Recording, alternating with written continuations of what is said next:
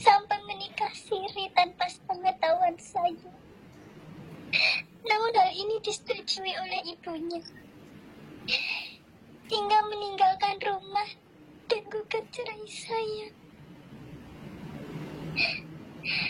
Tapi dan ingat ya, KDRT itu, kekerasan itu tidak saja dalam fisik. Justru kadang-kadang kekerasan batin itu jauh lebih berasa. Orang itu dipukul dengan diludahi secara fisik itu lebih sakit dipukul. Tetapi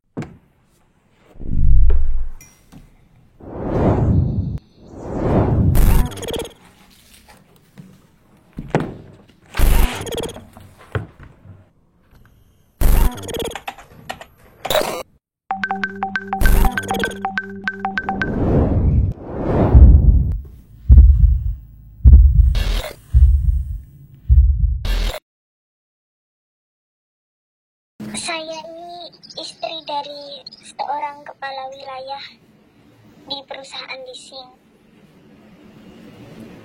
Saya mau minta masukan Ustadz. Sejak di Balikpapan, anak-anak masih SD. Suami mulai selingkuh dan banyak kejadian yang tidak mengenakan di rumah tangga kami. Suami saya berani selingkuh dengan anak buahnya di belakang saya. Dan kejadian ini tidak hanya sekali terjadi, Ustadz. Di Bandung juga terjadi lagi selingkuh dengan wanita yang tidak jelas di klub. Saya sering ditentang-tentang. Anak-anak pun juga, Ustadz.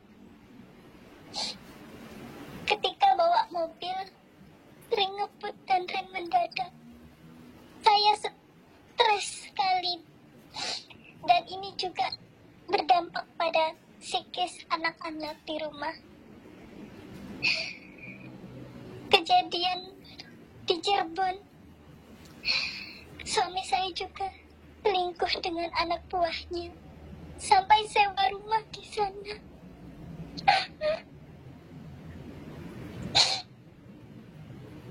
Di Jakarta bahkan lebih parah. Suami saya selingkuh dengan janda.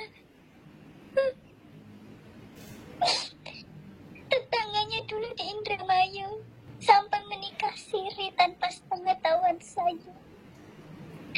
Namun hal ini disetujui oleh ibunya, hingga meninggalkan rumah dan gugat cerai saya.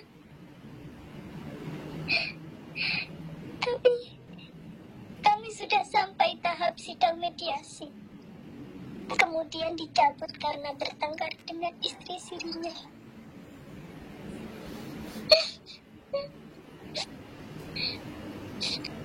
Lalu di Jogja juga ada lagi selingkuh dengan anak buahnya. Hal ini juga terulang lagi sampai sewa rumah dan hamil lalu nikah siri dan menuntut 100 juta dan lain-lain, hingga menggunakan pengacara. Pulang hanya Sabtu dan Minggu. Saya sangat pedih sekali, Ustadz. Bahkan sampai saya di Semarang operasi usus buntu di rumah sakit Hermina. Teman-teman sejawat dan anak buahnya menjenguk di rumah sakit. Sudah tua, cacat, ganti aja yang muda. Saya kaget sampai temennya bilang, Bapak juga sudah tua. Di Medan selingkuh dengan anak buahnya. Dan siapa saya tidak tahu. Ada telepon tengah malam beberapa kali. Awal COVID hingga 2 tahun kemudian, Pak Agus di Medan. Saya disuruh menemani anak-anak di Jogja karena anak-anak kuliah di Jogja. 2 tahun berlalu tidak pernah ketemu. Anak sulung sakit, masuk RS Sarjito sampai opnam, tidak mau menengok anaknya. Setelah anak yang kedua masuk HCU, dengan selang di mana-mana di RS Sarjito, barulah mau menengok anak-anak. Saya dengar dari orang kantor Medan, awalnya itu juga tidak mau. Dibujukin anak-anak kantor untuk menjenguk ke Jogja, baru berangkat. Awal pindah ke Surabaya, baru beberapa hari sudah marah-marah dan mengatakan, "Papa gak suka tinggal serumah sama Mama. Sana kalau mau cari Mama, cari suami lagi." Di Surabaya saya sering menemukan alat pengaman, obat kuat, tisu yang ada obatnya di dalam tas kerjanya.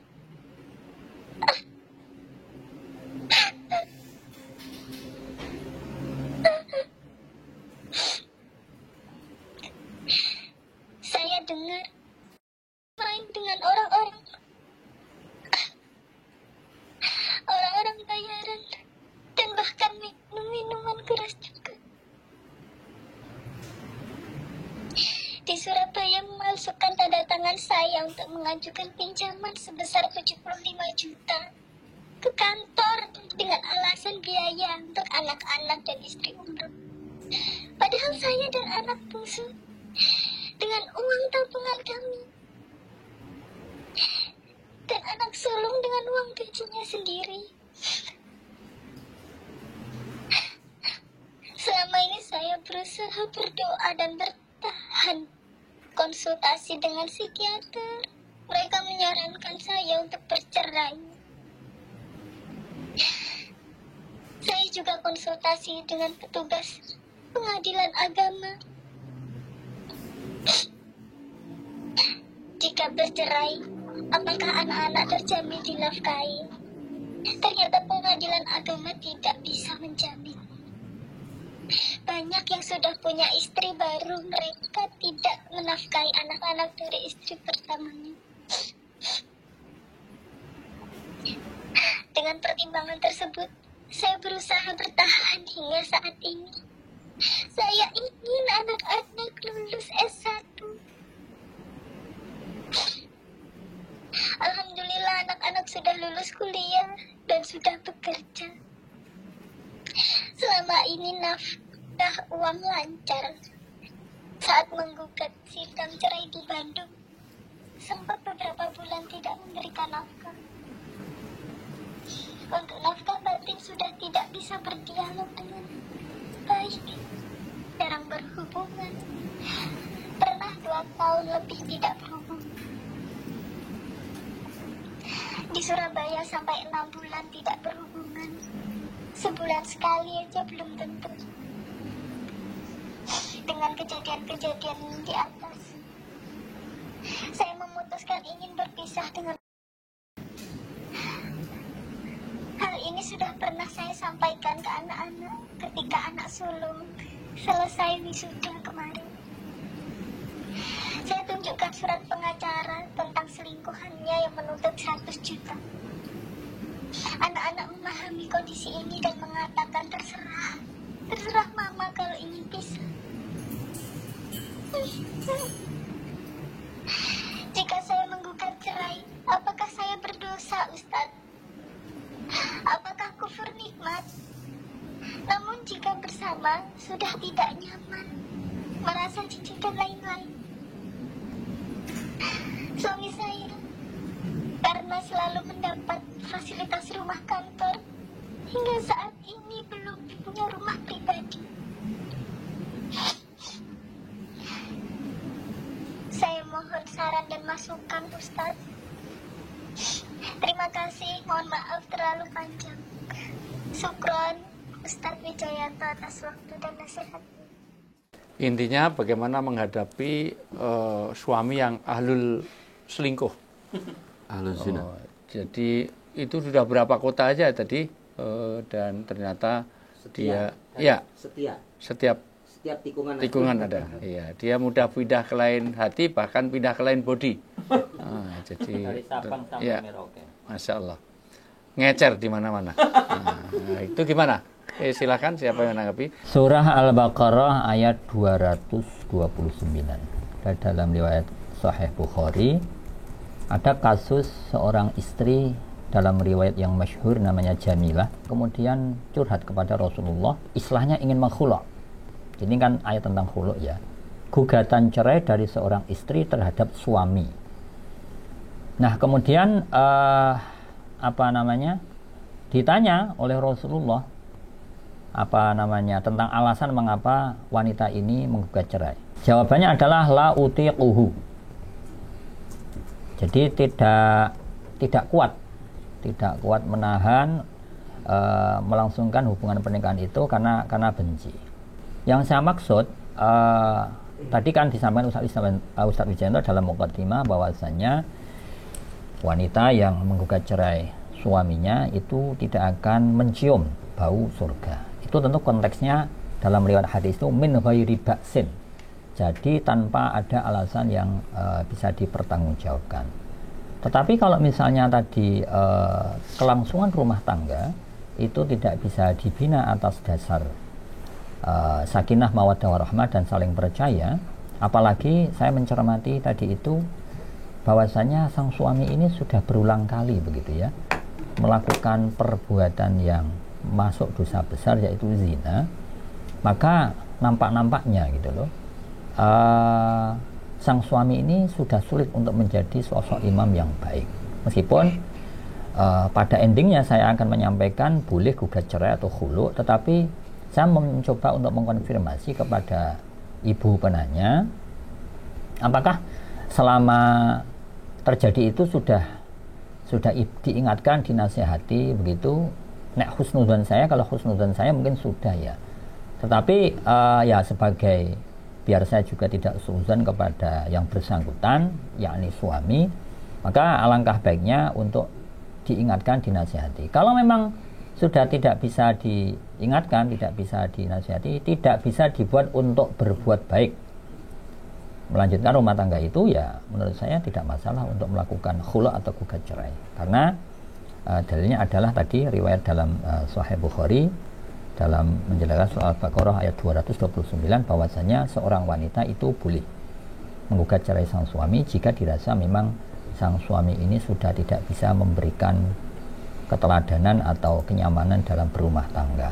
Kalimat fa'in khiftum alla yuqima hududallah.